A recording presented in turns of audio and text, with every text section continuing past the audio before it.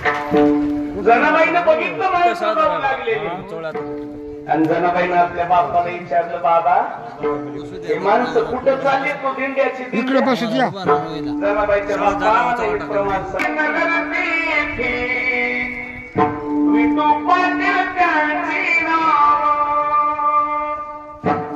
जना हे माणसं पंढरपूरला चालले.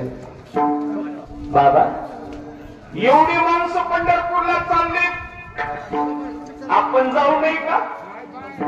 7 वर्षाच्या पोरीनं दिंडी बघितली, पंढरपूरला जायचं येडं लागलं.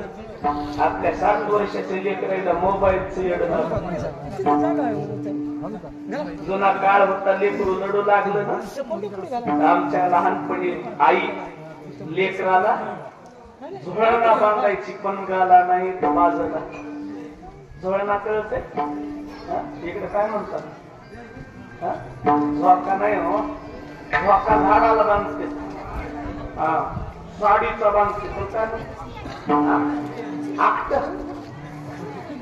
आखत वेगळं बाजूला किंवा पंगाला बांधते ती साडीचं. तर काय म्हणतात? येडा होऊन जाईल एक सांगा. आमच्या इकडं झोळणा.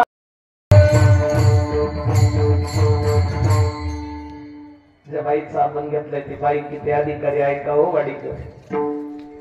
लेकराचं उष्ट माणसाला खाव वाटत नाही, भावाचं खाव वाटत नाही, बापाचं खाव वाटत नाही.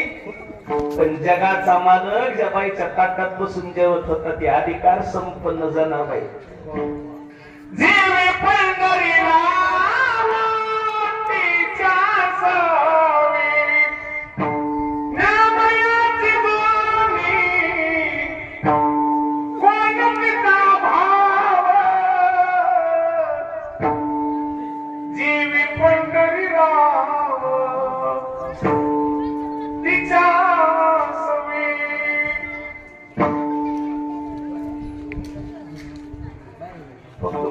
काय माय.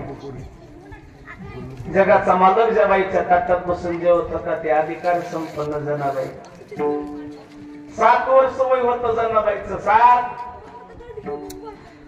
आणि 7 वर्षाच्या जनाबाईनं दिंडी पंढरपूरला जाऊ लागलेली डोळ्यानं बघितली.